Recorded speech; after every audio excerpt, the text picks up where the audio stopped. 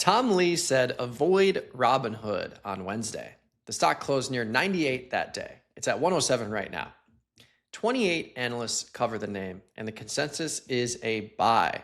But listen to what the panel said. That it is definitely going to be driven by crypto. So looks like crypto is finally waking up. And so tactically, I actually think Robinhood could start also heating up because it is still driven by that. Here's the math. The average target is $119 per share, but the low is 57 and the high is 163. The high is almost 3 times the low in that implied range. Same company, same quarter. That's not a forecast, it's a disagreement on the average print. Tom Lee isn't an outlier, he fits inside that range. All the same, Robinhood is up 10% in 5 days and 50% over the last 6 months, but year to date, it's completely flat.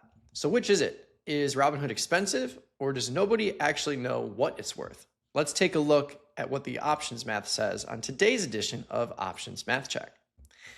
So we're in the Tasty platform right now. We're looking at Robinhood, and as I stated, year to date, we are pretty much completely flat in Robinhood. We've had a crazy range, 153 at its high at the October of 2025, and the low, which was recently hit at 65. So the implied range and the realized range are both super wide right here, but Robinhood is absolutely benefiting from the massive rally we've seen in Bitcoin over the last 3 days.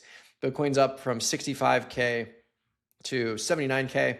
I think all of these companies are just going to see massive increases in the stock price, whether it's Coinbase, whether it's Robinhood.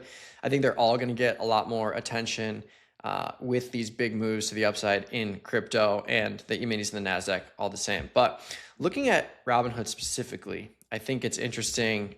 We've got a ton of implied volatility priced into the September cycle, October cycle. We can look at the year end, but I always like to look at the probabilities of being in the money on either side, but I like to look at the skew first. So let's look at September. We got $107 stock price. If we go to the 95 strike, which is about 10 points below the current market price, and if we go to 115, about 10 points above, clearly we're seeing a bunch of call skew, which just tells you that the market is perceiving velocity risk to the upside versus the downside. You got a $5 option on the upside and only a $2.50 option to the downside.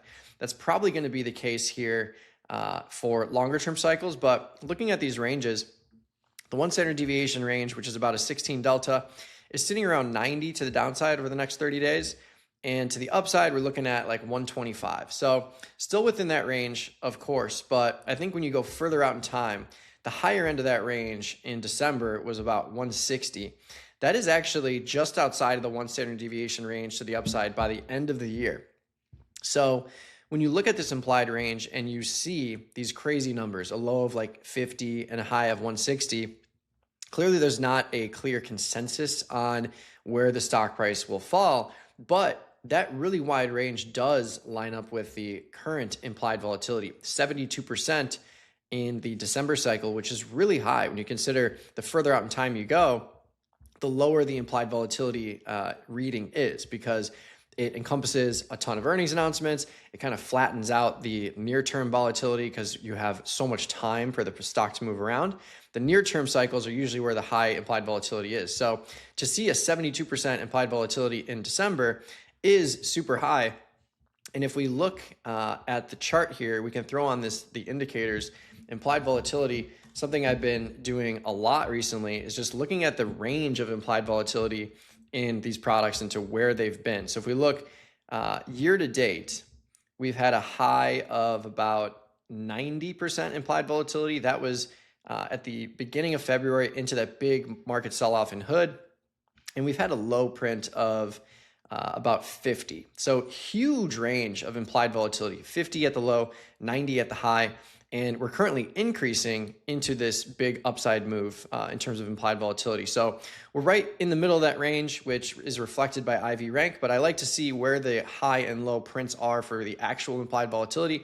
This is the 30-day cycle. So still 72% implied volatility right in the middle of the range, even in a long-term cycle here for Robinhood. That implied volatility graph we were just looking at is showing you a rolling average of that 30-day implied volatility index, the raw value of implied volatility. So yeah, crazy implications here. But again, a lot of call skew. This call is trading for almost $500 at the 160 strike, about 55 points out of the money. And the options 55 points out of the money to the downside are trading for basically nothing. So you have all of the skew to the upside here in Robinhood.